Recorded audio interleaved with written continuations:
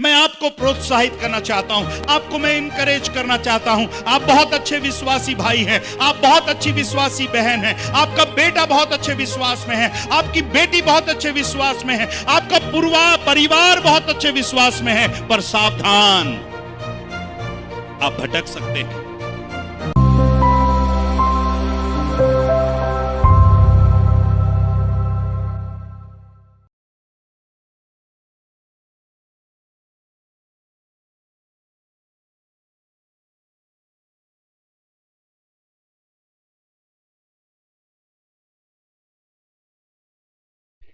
आइए फिर से एक बार उसी अध्याय की ओर चले।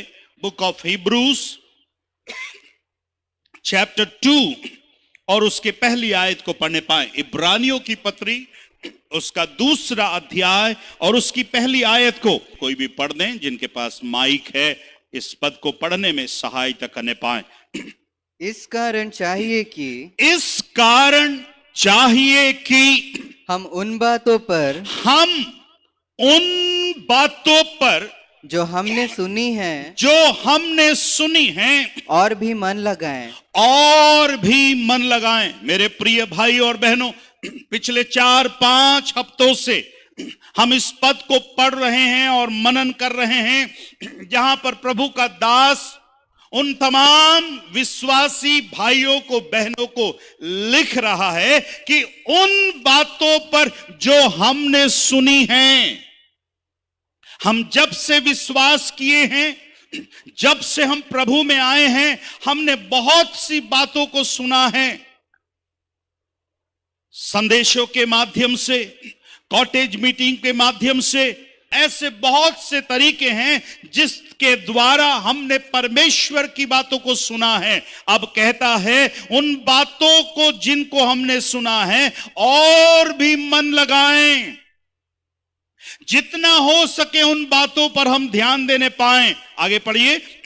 ऐसा ना हो कि बहक कर उनसे दूर चले जाएं। यदि आपने परमेश्वर की बातों को सुनकर अनसुनी करते हैं, ऐसा हो सकता है और ऐसा हुआ है बहुतों के जीवन में कि जो अपने जीवन से बहक कर, भटक कर, पीछे हटकर, निराश होकर परमेश्वर से दूर चले गए हैं। मैंने कहा था मेरा जो विषय है बैकस्लाइडिंग, पीछे हटना, और एक विश्वासी के लिए, एक उद्धार पाए हुए भाई और बहन के लिए बहुत आसान है। यदि वो परमेश्वर की बातों पर मन ना लगाए तो अपने जीवन में पीछे हट सकता है, अपने जीवन में निराश हो सकता है, अपने जीवन में बैकस्लाइड हो सकता है। बैकस्लाइड का मतलब, पीछे हटने का मतलब, to side back, to fall from religious belief. जो आप विश्वास करते हैं, जिसके ऊपर आपका विश्वास है, आप अपने विश्वास से भटक सकते हैं। हिंदी में है पीछे हटना, पीछे को सरकना या फिर इंकार करना। ये बातें कब होंगी?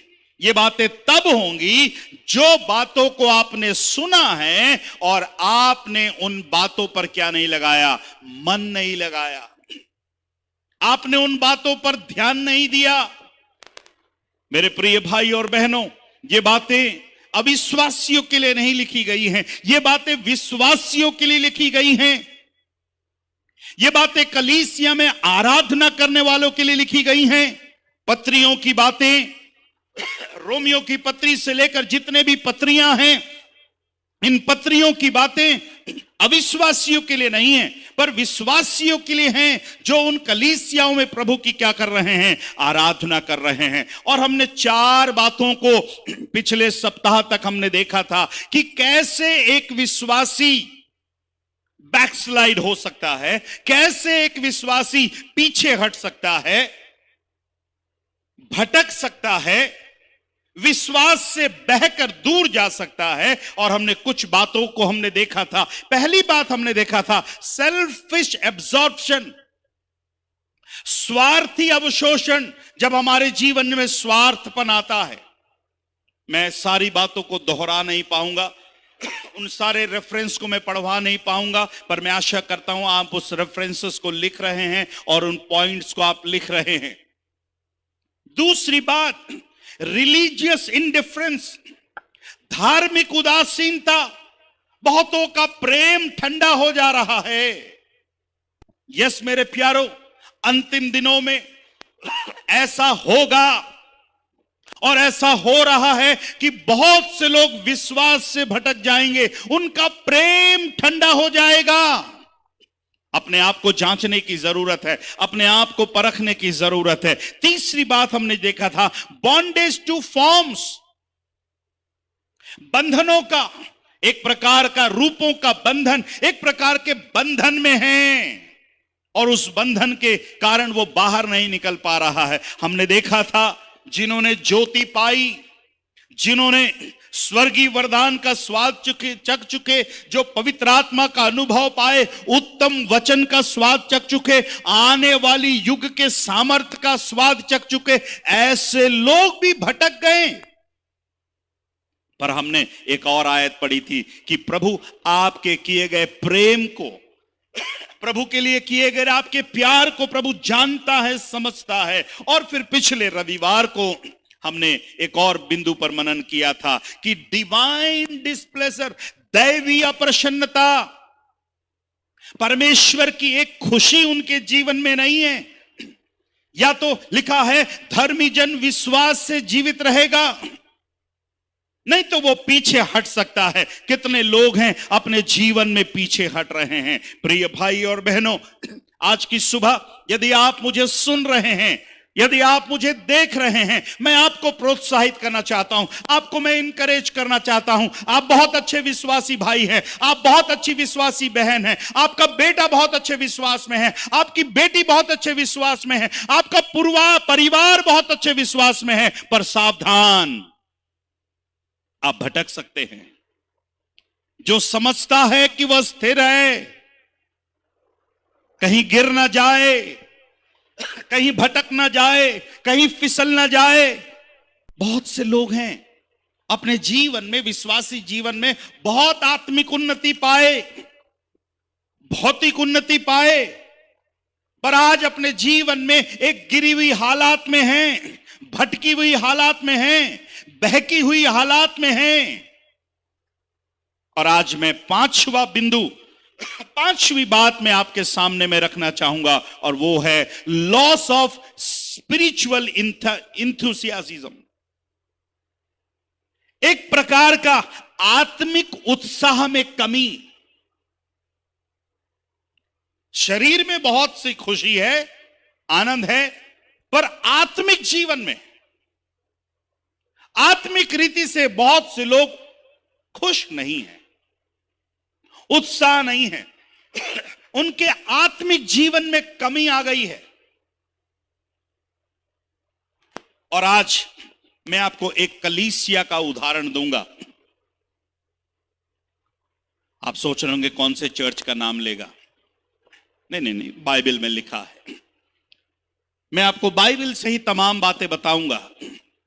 अगर आपको ऐसा डाउट हो, यदि मैं कोई बात का रेफरेंस ना दे पाऊं, आप मुझे बाद में आप संपर्क कर सकते हैं कि पास्टर साहब आपने फलाना बात बोली पर आपने उसका रेफरेंस नहीं दिया, ये बात बाइबल में है कि नहीं।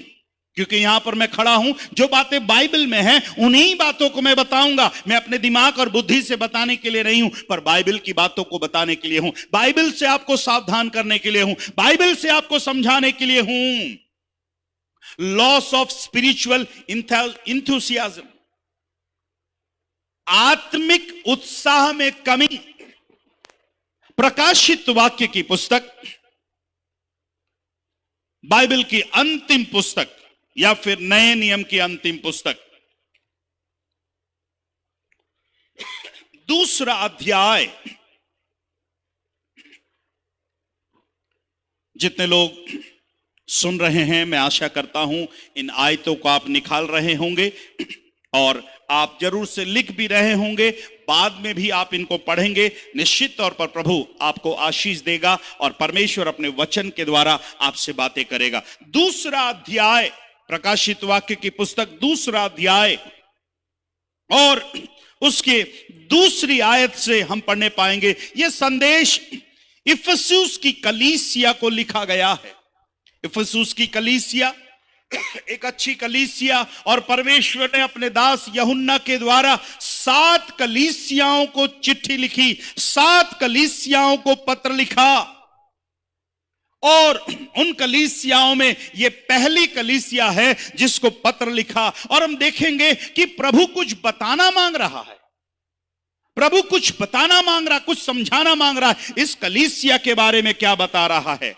मैं एक किताब पढ़ रहा था और उस किताब का लेखक ने इस भाग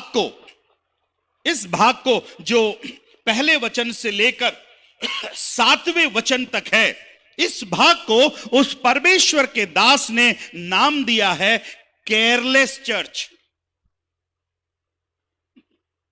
कौन सा चर्च? Careless church. आज भी बहुत से केयरलेस चर्च हैं जो एक समय केयरफुल चर्च थे, पर परिस्थितियों के कारण, परेशानियों के कारण आज केयरफुल से केयरलेस हो गए। सावधान नहीं रहने वाला चर्च। पढ़ेंगे, लिखा है, दूसरी आयत से पढ़िएगा, पहली आयत से पढ़िएगा और अच्छा लगेगा। पहली आयत से पढ़िएगा। इफिसुस की कलीसिया के दूत को, इफिसुस की कलीसिया के दूत को यह लिख जो सातों तारे अपने दाहिने हाथ में लिए हुए हैं और सोने की सातों दीवटों के बीच में फिरता है। ये कलीसिया की स्थिति को बता रहा है कि ये कलीसिया का पोजीशन क्या है, वो कहां पर रहता है। सातों दीवटों के बीच में रहता है। वह यह कहता है कि मैं तेरे काम और तेरे परिश्रम। अभी ध्यान दीजिएगा, कौन कौन सी बातों को परमेश्वर कह रहा है इफिसुस की कलीसिया के लिए कि मैं तेरे कामों को जानता हूं। मैंने आपसे कहा, किसी प्रभु के दास ने कहा है केयरलेस चर्च। जब आप पढ़ेंगे इनकी बातों को, आप बोलेंगे पास्टर साहब ऐसे कैसे उस पास्टर ने इसको केयरलेस चर्च बोल दिया? इस कलीसिया में तो इतने अच्छे गुण हैं। आप देखिए, मैं अभी पढ़ा नहीं, पढ़िएगा ब्रदर। या मैं तेरे काम और तेरे परिश्रम, दूसरी बात तेरे परिश्रम और तेरे धीरज को जानता हूं। 3 गुण हैं। अभी और गुण हैं, पर मैं आपको बताऊंगा कौन कौन सी बातों को जानता है। मैं तेरे काम को जानता हूं, तेरे परिश्रम को जानता हूं, और तेरे धीरज को जानता हूं। ध्यान दीजिएगा, कई बार हम सोचते हैं कोई हमें नहीं देख रहा है, कोई हमें नहीं जानता। यस, आपके घर वाले शायद आपको ना देखें, पर मैंने आपसे कहा आसमान का परमेश्वर सब कुछ देखता है। उसकी आंखों के सामने सब चीज खुली और बेपर्दा है, इब्रानियों की पत्री में लिखा है। और वही परमेश्वर जिसकी आंखें पृथ्वी में सब ओर फिरती हैं और देखता है, वो परमेश्वर इफिसुस की कलीसिया से कहता है मैं तेरे काम को जानता हूं, तेरे परिश्रम को जानता हूं, तेरे धीरज को जानता हूं। और आगे, और यह भी कि तू बुरे लोगों को देख नहीं सकता। बुरे लोगों के साथ रह नहीं सकता, अलग बात नहीं है। बुरे लोगों के साथ देख नहीं सकता। आज बहुत से लोग हैं उसी बुराई में जी रहे हैं, उसी बुराई में रह रहे हैं, बुरी बातों को सुन रहे हैं, बुरी बातों को बोल रहे हैं, और उनको कुछ फर्क नहीं पड़ता कि ये बुरा है कि अच्छा है। पर इस कलीसिया की विशेषता है, ये किसी एक व्यक्ति के बारे में नहीं लिखा है, पूरे चर्च के बारे में लिखा है, पूरे विश्वासियों के बारे में लिखा है कि उनके काम बड़े अच्छे हैं, उनका परिश्रम अच्छा है, उनका धीरज अच्छा है। और लिखा है बुरे लोगों को क्या नहीं कर सकता, देख नहीं सकता। मतलब कलीसिया में कुछ ऐसे लोग भी थे जो बुरे लोग थे, उनको ये देख नहीं पा रहे थे। और देखिए और क्या लिखा है, और जो अपने आप को प्रेरित कहते हैं, जो अपने आप को प्रेरित कहते हैं और है शब्दों नहीं। पर ध्यान दीजिएगा। आज बहुत से लोग हैं, ट्रेनिंग नहीं हुई, बाइबल पढ़ा नहीं, उद्धार पाया नहीं, परमेश्वर के वचन के बारे में सही बातें हैं नहीं, आज अपने आप को प्रेरित बोलने के लिए तैयार हो गए, अपने आप को भविष्यवक्ता बोलने के लिए तैयार हो गए। इन दिनों में कोई अपने आप को इवेंजलिस्ट नहीं कहना चाहता, कोई अपने आप को पास्टर नहीं कहना चाहता, कोई अपने आप को टीचर भी नहीं कहना चाहता। वो 5 जो सेवकाई प्रभु ने कलीसिया के लिए दी है, उस 5 सेवकाई में नीचे के 3 उनको नहीं चाहिए, सुसमाचारक, पास्टर और शिक्षक नहीं चाहिए, ऊपर के 2 वाले पद उनको चाहिए, जहां पर अपने आप को प्रेरित कहते हैं और अपने आप को भविष्यवक्ता कहते हैं। और ऐसे प्रेरित और भविष्यवक्ता मेरे प्रिय भाइयों, मुझे माफ करिएगा बोलने के लिए, इन अंतिम दिनों में चना और मुर्रे के समान निकल गए हैं, या फिर कुकुरमुत्ता के समान। जहां देखो अपने आप को, उनको प्रेरित का मतलब नहीं मालूम है, उनको भविष्यवक्ता का मतलब नहीं मालूम है, और ऐसों के पीछे बहुत से लोग भटक रहे हैं, अपने जिंदगी को नाश कर रहे हैं।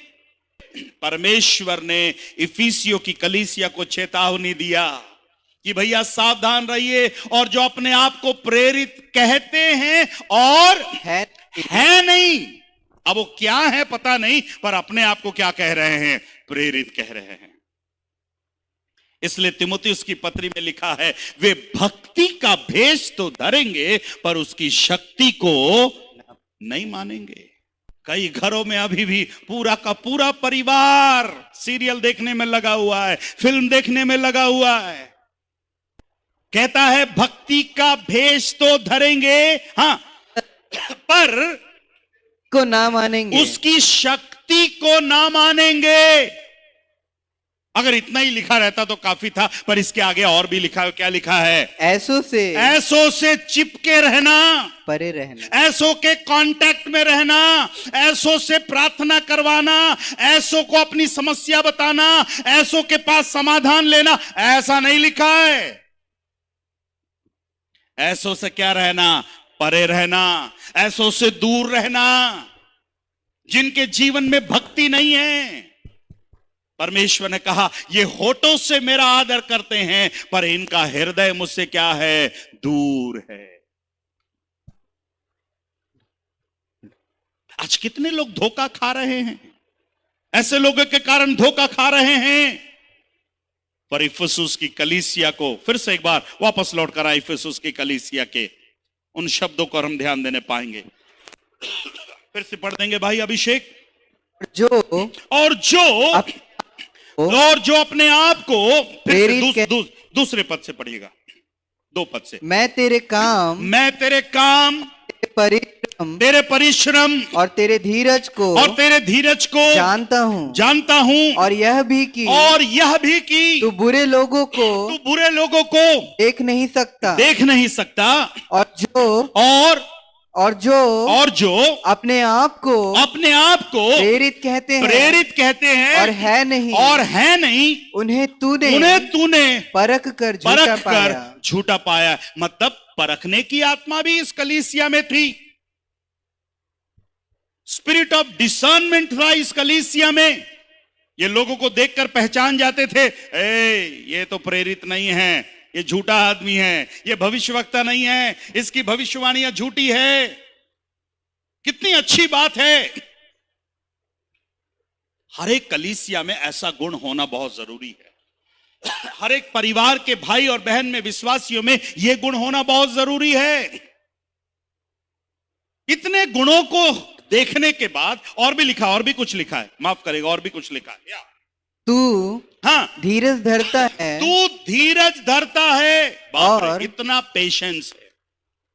ये आज बहुत से परिवारों में ये वाली आशीष नहीं है, पेशेंस नहीं है। बहुत जल्दी गुस्सा आ जाता है लोगों को, बहुत जल्दी गड़बड़ा जाते हैं, बहुत जल्दी। कुछ लोग बोलते पास साहब गुस्सा आ गया और मेरी जबान फिसल गई। पास साहब वैसे मेरी जबान फिसलती नहीं है, पर पता नहीं क्यों मुझसे रहा नहीं गया और मेरी जबान फिसल गई। मतलब आप धीरज नहीं धर पाए, पर इस कलीसिया के अंदर लिखा है और तू धीरज धरता है। और आगे पढ़िए, एक और गुण है इस कलीसिया के अंदर। हाँ, और मेरे नाम के लिए दुख उठाते उठाते थका नहीं। एक और क्वालिटी, एक और गुण, दुख उठाते उठाते थका नहीं। कितने क्वालिटीज हो गए। अरे और बताइए, अरे वो चर्च बहुत अच्छा है, अरे और बताइए, अरे वो कलीसिया और अच्छी है, अरे और बताइए, उस चर्च के बहुत अच्छे लोग हैं, अरे और बताइए। अरे क्या बताएं भैया, जितना भी बताएं कम है। आप बोलोगे पास्टर साहब, जिसके काम अच्छे हैं, जिसके परिश्रम अच्छे हैं, जो बुराई को देख नहीं सकते हैं, जिसका धीरज अच्छा है, जो झूठे लोग को परख लेते हैं, ऐसे चर्च को किसने नाम दिया केयरलेस चर्च? इस चर्च को तो नाम देना चाहिए एक्सीलेंट चर्च, उत्तम कलीसिया। पर सुनिए सुनिए सुनिए, केवल आप 2 और 3 पद ही पढ़ रहे हैं, 4था, 5वां और 6वां पद आपने पढ़ा नहीं है। मेरे प्रिय भाई और बहनों, ये बातें एक परिवार को नहीं लिखी गई हैं, ये बातें उस कलीसिया के एक विश्वासी को नहीं लिखी गई हैं। अगर ये पत्र लिखा गया इफिसुस की कलीसिया, मतलब वो लोग जो इफिसुस की कलीसिया में थे, उसके बारे में लिखा हुआ है। अब पढ़िएगा 4थी आयत में क्या लिखा हुआ है। पर मुझे तेरे विरुद्ध यह कहना है कि, परमेश्वर की आत्मा में कितनी अच्छी है। पहले उनको प्रोत्साहित कर रही है, उनके अच्छे गुणों के बारे में बता रही है, अब उनके बारे में बता रही है। पर मुझे तेरे विरुद्ध यह कहना है कि तूने अपना पहला सा प्रेम छोड़ दिया है। कौन सा प्रेम? अपना पहला सा प्रेम। Yet I hold this against you, you have forsaken the love you had at first. जब तू प्रभु में आया था, कलीसिया के लोगों से कह रहा, जब तू शुरू में आया था, जब तेरे पास कुछ नहीं था, तब तेरा प्रेम कितना अच्छा था।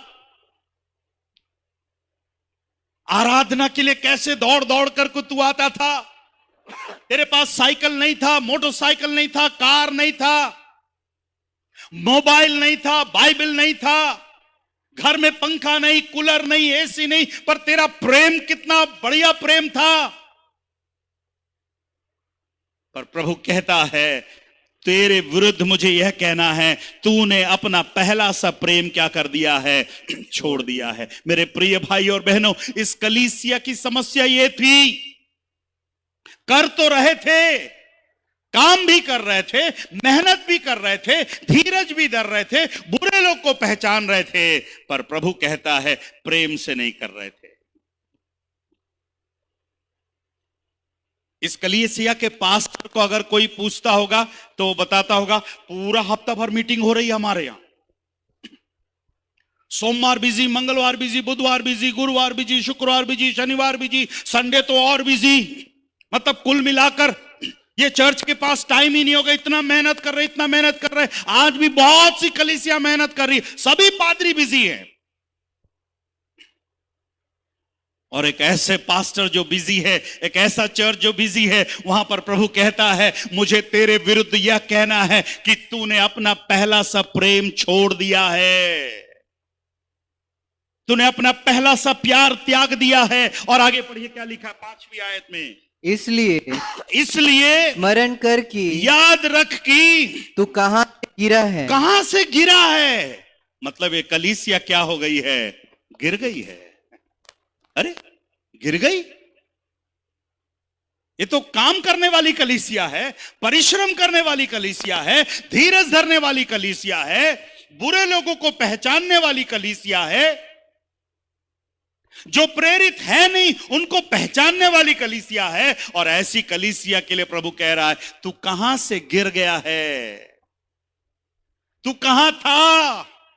मैंने तुझे कहां रखा था? कहां से गिरा है? चेत कर, स्मरण कर, तू कहां से गिरा है? कहां से गिरा है मतलब मैंने तुझको कहीं रखा था, मैंने तुझको कहीं बैठाया था। जब तू मुझसे प्रेम करता था, जब तू मुझसे प्रार्थना करता था, तेरे प्रेम को देखकर मैंने ऊंचाई पर तुझे रखा था। खबरदार, तू वहां से बैकस्लाइड हो गया, तू वहां से फिसल गया, तू वहां से गिर गया। हम इसको नाम दे सकते हैं प्रेम रहित कलीसिया। जिस कलीसिया में प्रेम नहीं है, पहला सब प्रेम छोड़ दिया, अब वो प्रेम की बातें नहीं हैं। मैंने पिछले दिनों में एक आयत को पढ़वाया था, फिर से वो आयत को मैं पढ़वाना चाहूंगा। यिर्मयाह नबी की पुस्तक, उसका 2 अध्याय, मैं चाहता हूं उसकी 2 आयत को पढ़िएगा।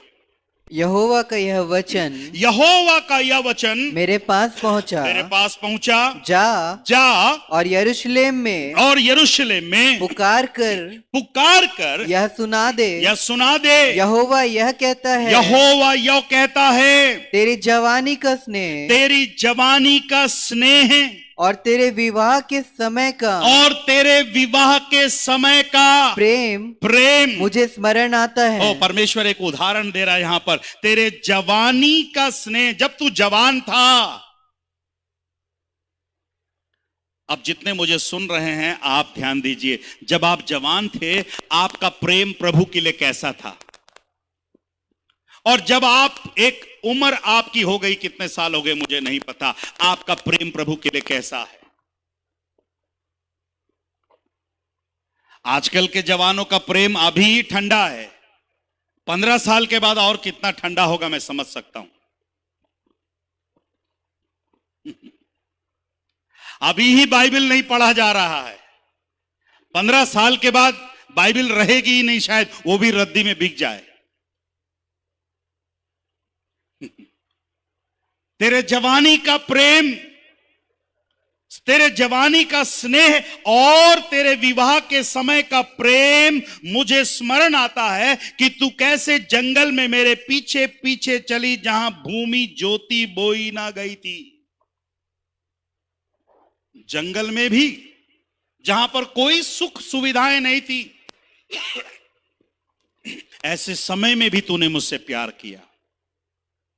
पर इफिसुस की कलीसिया को लिखता है, कहां से गिरा है, स्मरण कर कहां से गिरा है। मैं एक उदाहरण देना चाहूंगा। जब किसी की नई नई शादी होती है, वो पति और पत्नी का प्रेम देखिएगा कितना अच्छा रहता है। दोनों खुजुर पुजुर करते हैं, और हम देखने वाले भी बोलते हैं, अरे देखो कितना अच्छा भाई, कितना प्यार से रह रहे हैं। और वो पत्नी जब नई नई शादी हुई रहती है, खाना भी पकाती है, कपड़े भी धोती है, घर का पूरा काम करती है। सारा काम करके शाम को पति के ड्यूटी से आने का क्या करती है, इंतजार भी करती है, और दरवाजा भी खोलती है, और पति से बोलती मैं आपका इंतजार कर रही थी। सारी सेवा करती है, खाना भी बनाती है, कपड़े भी धोती है, घर को संभालती है। बच्चे अभी है नहीं ना, अभी नई नई शादी हुई इसलिए बच्चे है नहीं।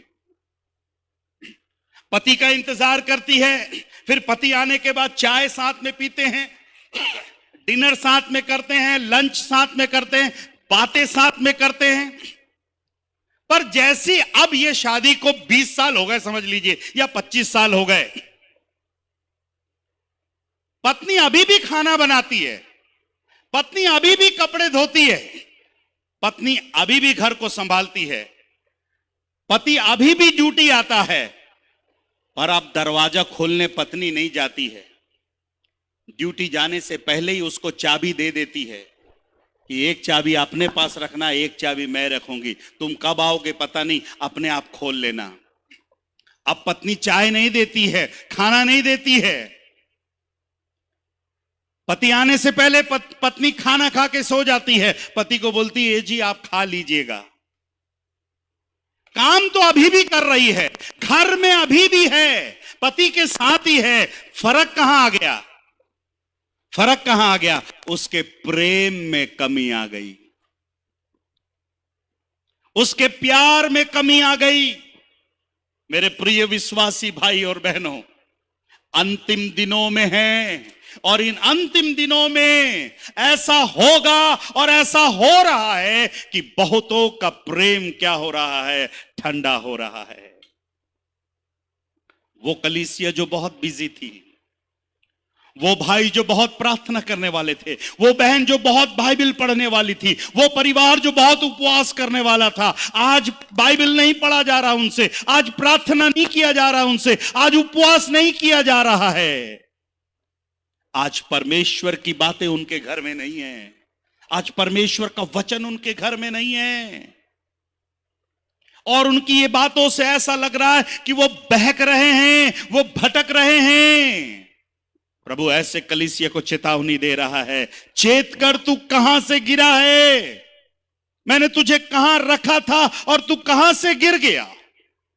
कहीं ये मेरी और आपकी हालात तो नहीं है? मेरे प्रिय भाई और बहनों, हम अंतिम दिनों में हैं, बहुत ही अंतिम दिनों में हैं, और ये मेरे और आपके लिए चेतावनी का है कि इसलिए कहता है, फिर से पढ़िए 5वीं आयत को पढ़िएगा। इसलिए स्मरण कर कि तू कहां से गिरा है, तू कहां से गिरा है। याद करने की जरूरत है, तू कहां से गिरा है, और मन फिरा। क्या फिरा बोल रहा है? मन फिरा, मन फिरा। एक विश्वासी को नहीं बोल रहा है, अगर आप ध्यान देंगे पूरे चर्च को बोल रहा है, पूरी कलीसिया को बोल रहा है। आज कलीसिया इस वचन को सुन रही है। कहीं ना कहीं प्रभु आज हमसे कह रहा है कि आप मन फिराने के लिए तैयार हैं। प्रभु ने आपको बुलाया था, प्रभु ने आपको प्रेम किया था। आज तो कर रहे हैं, आज गीत गा रहे हैं, आज प्रार्थना कर रहे हैं, काम तो कर रहे हैं, मेहनत कर रहे हैं, पर उन चीजों में क्या नहीं है? प्रेम नहीं है। तूने अपना पहला सा प्रेम क्या कर दिया है? छोड़ दिया है। एक आयत को पढ़िएगा, फिलिपियों की पत्री, बुक ऑफ फिलिपियंस चैप्टर 1, उसका पहला अध्याय और उसकी 9वीं पद को, verse 9, chapter 1 verse 9, book of Philippians. Yes, मैं यह प्रार्थना करता हूं। देखिए पौलुस यहां पर एक और चर्च को पत्र लिखकर कह रहा है, मैं यह प्रार्थना करता हूं कि तुम्हारा प्रेम ज्ञान और सब प्रकार के विवेक सहित और भी बढ़ता जाए नहीं, और भी बढ़ता जाए। क्या क्या बढ़ता जाए? तुम्हारा प्रेम, तुम्हारा ज्ञान और सब प्रकार का विवेक। And this is my prayer. ऐसा सोच रहा हूं करके नहीं लिख रहा है, पर कहता है ये मेरी प्रार्थना है। This is my prayer that your love may abound more and more in knowledge and depth of insight. पौलुस की यह प्रार्थना थी कि फिलिपियों की कलीसिया का प्रेम और भी क्या है? बढ़ता जाए। मेरे प्रिय भाई और बहनों, यह मेरी प्रार्थना है आज सुबह, यह मेरी इच्छा है। पासबान होने के नाते, पास्टर होने के नाते, यह मेरी इच्छा है, यह मेरी प्रार्थना है कि हमारी कलीसिया का प्रेम और भी बढ़ता जाए। प्रभु के मुंह से मैं नहीं चाहूंगा कि मेरी कलीसिया के लिए यह शब्द हो। शायद कोई भी पास्टर ये नहीं चाहेगा उसकी कलीसिया के लिए प्रभु के ये शब्द हो कि तूने पहला सा प्रेम छोड़ दिया है। चेत कर, तू कहां से गिरा है, मैंने तुझे कहां रखा था, मन फिराने की जरूरत है। पौलुस ये प्रार्थना नहीं कर रहा है। आज कितने लोग प्रार्थना करवा रहे हैं, कोई अपने नौकरी के लिए प्रार्थना करवा रहा है, कोई अपने विवाह के लिए प्रार्थना करवा रहा है, कोई अपने घर के लिए प्रार्थना करवा रहा है, कोई अपने प्रार्थना करवा रहा है हम यहां पे फंस गए, वहां पे फंस गए, बहुत से कामों के लिए प्रार्थना करवा रहे हैं। और पास्टर लोग बहुत से कामों के लिए प्रार्थना कर रहे हैं, पर शायद ये वाली प्रार्थना नहीं कर पा रहे जहां पर पौलुस कहता है मैं यह प्रार्थना करता हूं कि तुम्हारा प्रेम और भी बढ़ता जाए। Praise the Lord. मेरे प्रिय भाई और बहनों, तनख्वाह कम हो चलेगा, घर छोटा हो चलेगा, खाने में चीजों में कमी हो चलेगा, पर मैं आपसे कहना चाहता हूं आपके प्रेम में कमी ना होने पाए। परिवार प्रेम से चलेगा, कलीसिया प्रेम से चलेगी, और प्रभु चाहता है कलीसिया में प्रेम होने पाए। मुझे याद है हमारे चर्च में एक बहन है, अक्सर जब कभी कुछ थोड़ा सा गलत होता था या उनके साथ कुछ गलत होता था, अक्सर एक बात कहती थी, कलीसिया में प्यार नहीं है। पता नहीं वो बहन कलीसिया में थी कि कहां थी। अगर संगम में प्रेम नहीं है, कलीसिया में प्रेम नहीं है, तो फिर वो भी तो कलीसिया में है। कुछ लोगों को लगता है चर्च बिल्डिंग के अंदर प्रेम होना चाहिए। चर्च बिल्डिंग के अंदर नहीं, ये तो चर्च बिल्डिंग है, आप वो जीवित कलीसिया है, आपके अंदर प्रेम होना चाहिए। आज हम अपने मोहल्ले के अपने विश्वासियों को ही सह नहीं पा रहे हैं, देख नहीं पा रहे हैं, अपने घर के लोगों को देख नहीं पा रहे हैं। कितनी ईर्ष्या, कितनी जलन, ये सारी निशानी है कि कहीं ना कहीं हम भटक रहे हैं, कहीं ना कहीं हम फिसल रहे हैं, कहीं ना कहीं हम पीछे हट रहे हैं। अगर कोई बोल भी दे मैं पास्टर साहब को बता दूंगा, तो आजकल लोग बोलते जा बता दे, मैं नहीं डरता पास्टर साहब से भी। प्रभु ने एक और कलीसिया से कहा, तू ना तो ठंडा है, तू ना तो गर्म है, इसलिए मैं तुझे अपने मुंह से क्या करने पर हूं, उगलने पर हूं। मेरे प्रिय भाई और बहनों, प्रभु ने हमें उन्नत स्थान पर रखा है, प्रभु ने अपनी उपस्थिति में रखा है, प्रभु ने अपने लहू से हमें खरीदा है, और प्रभु ने हमसे कहा है तू मेरी दृष्टि में अनमोल है। एक और आयत को मैं चाहूंगा हम पढ़ने पाए, पहला यूहन्ना की पत्री उसका 4वां अध्याय, और उसके पहले चंद आयतों को पढ़िएगा, 1 2 3 4 आयतों को पढ़िएगा। हे प्रियो, हे प्रियो, हर एक आत्मा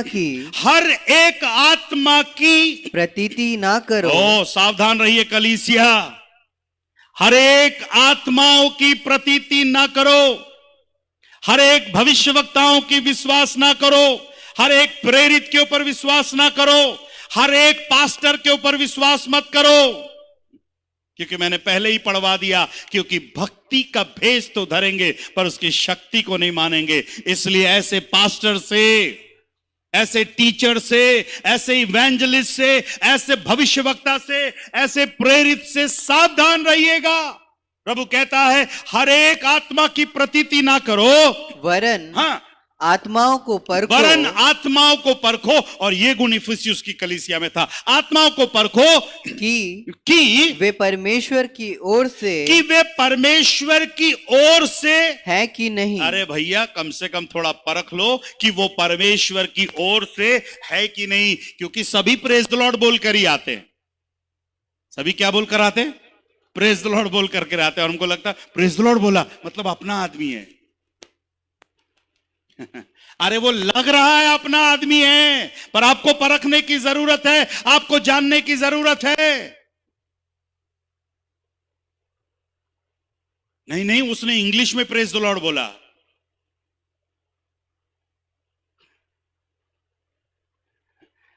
और क्या लिखा? क्योंकि बहुत से झूठे भविष्यवक्ता। अरे नहीं नहीं अभिषेक, बहुत से नहीं होंगे, एक आध होंगे भाई, बहुत से, एक आध होंगे, ऐसा एक आध आ गए होंगे। कितना लिखा है संजय भाई, कितना लिखा है आपकी बाइबल में? नहीं नहीं नहीं, आप ठीक से पढ़ो, कहीं गलत लिखा होगा, मिस्टेक होगा। मेरे में तो लिखा है बिल्कुल नहीं है।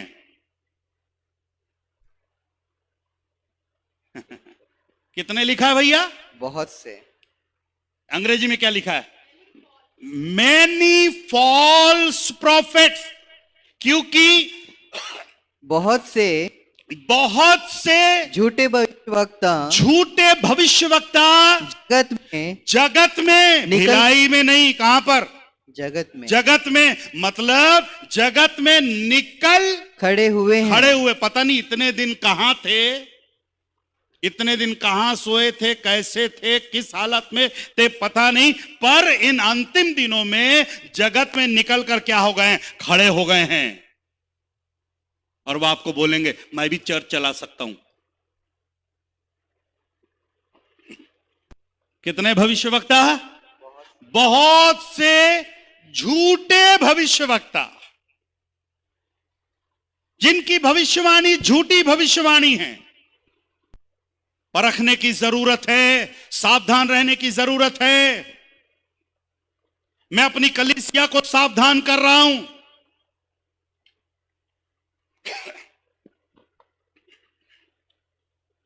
एक जगह मैं गया, एक परिवार ने कहा पास्टर साहब प्रार्थना करके बताइए ना, प्रभु मेरे बारे में कुछ बता रहा है क्या? मैंने कहा भैया ये 66 किताबें प्रभु ने ही बता करके लिखी है। 66 किताबों में कौन बोल रहा है? परमेश्वर ही बोल रहा है। आज बहुत से विश्वासियों को 66 किताबों से नहीं सुनना है, 67वीं किताब से सुनना है। उनको 67th बुक से सुनना है। 67th बुक में क्या कह रहा है? सावधान, ये भरमाने वाले बहुत से झूठे भविष्यवक्ता जगत में निकल खड़े हुए हैं। और क्या करेंगे इन लोग? परमेश्वर का आत्मा तुम इस रीति से पहचान सकते हो। एक तरीका भी बताया कैसे आप पहचान। परमेश्वर का आत्मा तुम इस रीति से पहचान सकते हो, जो आत्मा मान लेती है यीशु मसीह शरीर में होकर आया, वह परमेश्वर की ओर से है। जो यह मान लगता है यीशु मसीह शरीर में होकर आया और वचन देहधारी हुआ और मनुष्यों के बीच में डेरा किया, जो इस बात को मान लेता है, जिसकी आत्मा इस बात को मान लेती है कि परमेश्वर अपने सिंहासन को छोड़कर यीशु मसीह के रूप में मेरे और आपके बीच में आया।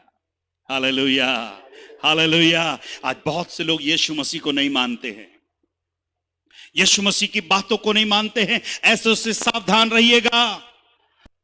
मैं चिल्ला चिल्ला कर बोलने के लिए तैयार हूं। स्वर्ग और पृथ्वी के नीचे एक ही नाम दिया गया है और वो नाम यीशु मसीह है, जिसके नाम से हर एक घुटना झुकेगा, हर जुबान कहेगी कि वो यीशु ही क्या है? प्रभु है मेरे प्यारो। हालेलुया।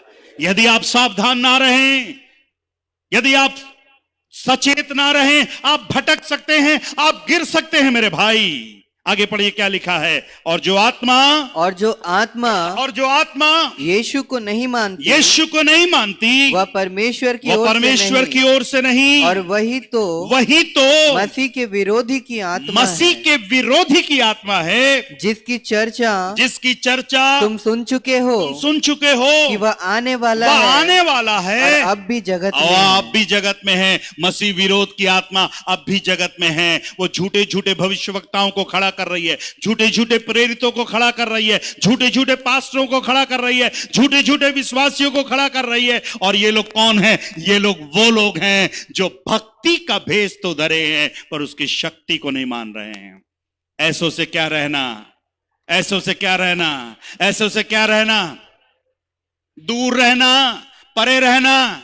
नहीं पास्टर साहब, मैंने तो केवल मोबाइल नंबर लिया था उनका, मैंने तो केवल उनका वेबसाइट मांगा था। क्या जरूरत है?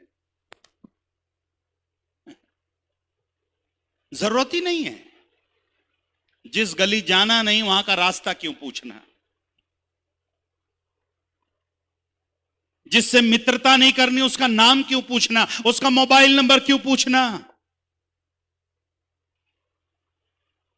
सावधान, कहीं ऐसा ना हो कि वे बहक कर दूर चले जाएं। उन बातों को जो आपने सुनी है। एक और पद को पढ़कर मैं समाप्त करूंगा। गलातियों की पत्री 5वां अध्याय book of Galatians chapter 5 verse 7, उसके 7वें पद को पढ़िएगा। 7वें पद से नहीं, ओके, या 7वें पद से पढ़िएगा, वर्स 7।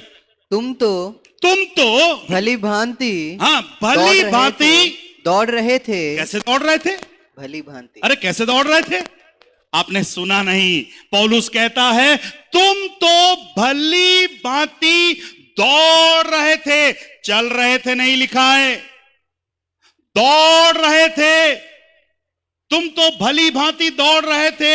हाँ, अब किसने तुम्हें रोक दिया सत्य को ना मानो। सत्य को ना मानो। तुम तो भली भांति दौड़ रहे थे, तुम बहुत अच्छे से दौड़ रहे थे भाई, तुम बहुत अच्छे से दौड़ रही थी मेरी बहन, तुम्हारा परिवार बहुत अच्छे से दौड़ रहा था, पर किसने तुम्हें रोक दिया? अभी बहुत से परिवार, दौड़ना तो बहुत दूर की बात है, चलना भी उनके लिए बहुत मुश्किल हो गया है। दौड़ना और भागना में फर्क है। दौड़ता सामने की ओर है और भागता पीछे की ओर। तो ये मैं कह सकता हूं बहुत से विश्वासी लोग हैं, दौड़ नहीं रहे हैं, क्या कर रहे हैं? भाग रहे हैं। दौड़ने वालों के लिए इनाम है, भागने वालों के लिए कोई इनाम नहीं है। तुम तो भली भांति दौड़ रहे थे। किसको बोल रहा है? एक व्यक्ति को नहीं बोल रहा है, पूरे चर्च को बोल रहा है कि ये कलीसिया, गलातियों की कलीसिया, पौलुस कहता है तुम तो बहुत अच्छे से दौड़ रहे थे, किसने तुम्हें रोक दिया? किसने तुम्हें स्टॉप कर दिया? अब तुम पीछे हट रहे हो। कई लोग की बातें सुनकर समझ, अरे बहुत कर लिया मैंने, बहुत कर लिया, बहुत प्रार्थना कर ली, बहुत दान दे दिया मैंने, बहुत सोशल वर्क कर लिया, बहुत कॉटेज मीटिंग कर ली, ऑनलाइन में बहुत मैंने सुन लिया, जूम में बहुत मीटिंग हो गया, बस अब बहुत हो गया, अब कुछ नहीं होगा।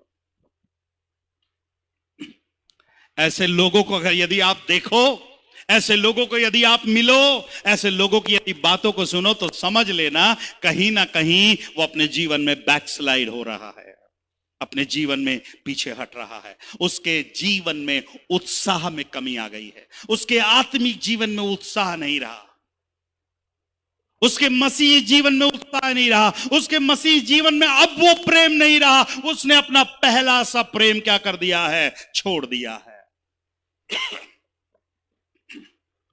कुछ लोग तो जबरदस्ती दौड़ रहे हैं, ऐसा लग रहा है। पत्नी दौड़ा रही है कुछ लोग को, पति दौड़ा रही है, ठीक है चलिए ना, आप नहीं आओगे तो मैं भी चर्च नहीं जा पाऊंगी। कहीं आप रुक तो नहीं गए? कहीं आप स्टॉप तो नहीं कर दिए? और हर घर में कोई ना कोई, परिवार का कोई ना कोई सदस्य ऐसा है जो दौड़ नहीं पा रहा है, जिसको चलने में, आगे जाने में तकलीफ हो रही है। हर परिवार में कोई ना कोई है। वो पापा जो अच्छे से दौड़ रहे थे, वो मम्मी जो अच्छे से दौड़ रही थी, वो बच्चे जो अच्छे से दौड़ रहे थे, पर आज रुके हुए हैं। आज उनके लिए चलना भी बहुत मुश्किल है, शायद अपने जीवन में पीछे हट रहे हैं। इस कारण हम उन बातों पर जो हमने सुनी है और भी मन लगाएं, कहीं ऐसा ना हो कि बहकर दूर चले जाएं। हमने कम से कम 5 बातों को देखा है कि जब हमारे जीवन में बैकस्लाइड पोजीशन में हम आते हैं, हमारे जीवन में एक स्वार्थपन आता है, एक धार्मिक उदासीनता आती है, एक प्रकार का बंधन हमारे जीवन में आता है, एक दैवीय प्रसन्नता आती है, और 5वीं बात हमने देखा, हमारे आत्मिक उत्साह में क्या है? कमी आती है। इफिसियों की कलीसिया में जीवन में शुद्धता थी, उनके वचन में शुद्धता थी, उसके बाद भी वो फिसल गए, उसके बाद भी वो भटक गए। आप शायद 100% सही होंगे, इफिसियों की कलीसिया 100% हमारी दृष्टि में सही थी, पर जब परमेश्वर की दृष्टि में उसने कहा तूने पहला सा प्रेम छोड़ दिया है, तू चेत कर कहां से गिरा है, मन फिरा, मेरे प्रिय भाई और बहनों जो मुझे ऑनलाइन सुन रहे हैं, आपसे मैं विनती करता हूं, आने वाले दिनों में कलीसिया के लिए अच्छे दिन नहीं आने वाले हैं। विश्वास करने वालों के लिए अच्छे दिन नहीं आने वाले हैं। सचेत और सरगर्म होने की जरूरत है। हमें विश्वास में बलवंत होने की जरूरत है। हमें आगे बढ़ने की जरूरत है। हमारा यीशु आने वाला है, अपनी दुल्हन को लेने के लिए आने वाला है, अपनी कलीसिया को लेने के लिए आने वाला है, अपने प्रिय लोगों को लेने के लिए आने वाला है। क्या ये कलीसिया आगे बढ़ने वाली कलीसिया है? क्या उसके प्रेम में बनी रहने वाली कलीसिया है? यदि आपका प्रेम ठंडा हो रहा है, यदि आपका प्रेम कमजोर हो रहा है, प्रभु से बोलिएगा, प्रभु मुझे वो पहला सा प्रेम दीजिए। जब मेरे पास नौकरी भी नहीं थी, मेरी तनख्वाह अच्छी भी नहीं थी, मेरे पास गाड़ी नहीं थी, कोठी नहीं थी, गहने नहीं थे, पर प्रभु मैं तुझसे कितना प्रेम करता था, कितना बाइबल पढ़ता था, कितना प्रार्थना करता था, कितना उपवास करता था। पर प्रभु शायद कहीं ना कहीं मैंने बाइबल पढ़ना कम कर दिया, प्रार्थना करना कम कर दिया। बाइबल तो पढ़ते हैं पर मन से नहीं, प्रार्थना तो करते हैं पर मन से नहीं, उपवास तो करते हैं पर मन से नहीं, केवल करना है करके कर रहे हैं। ऐसा मत करिए मेरे प्रिय भाई और बहनों। प्रभु आपको देख रहा है, प्रभु आपके प्रार्थना को देख रहा है, प्रभु आपके कामों को देख रहा है, प्रभु आपके छोटे छोटे कामों को देख रहा है। बल्कि मैं सोचता हूं, मेरा ये विश्वास है और मेरी ये इच्छा है कि एक दिन प्रभु मुझसे ये बोले, ये मेरा प्रिय पुत्र है जिससे मैं प्रसन्न हूं। जो शब्द उसने यीशु मसीह के लिए कहे, मैं चाहता हूं यीशु मसीह मेरे लिए भी ये शब्द कहने पाए, this is he is my beloved son, ये मेरा प्रिय पुत्र है जिससे मैं प्रसन्न हूं, whom with I am pleased, जिससे मैं प्रसन्न हूं। क्या आप भी ये सुनना चाहेंगे? यदि आप चाहते हैं कि प्रभु आपके लिए बोलने पाए, यह मेरा प्रिय पुत्र है, यह मेरी प्रिय पुत्री है, यह मेरा प्रिय परिवार है, तो कहीं ना कहीं आपको और भी मन लगाने की जरूरत है। जिन बातों को हमने सुना है पिछले 4-5 हफ्तों से, जिन बातों को हमने सुना है उस पे और भी मन लगाने की जरूरत है। प्रभु इन वचनों के द्वारा, इन बातों के द्वारा हम सबों को बड़ी आशीष देने पाए, बरकत देने पाए।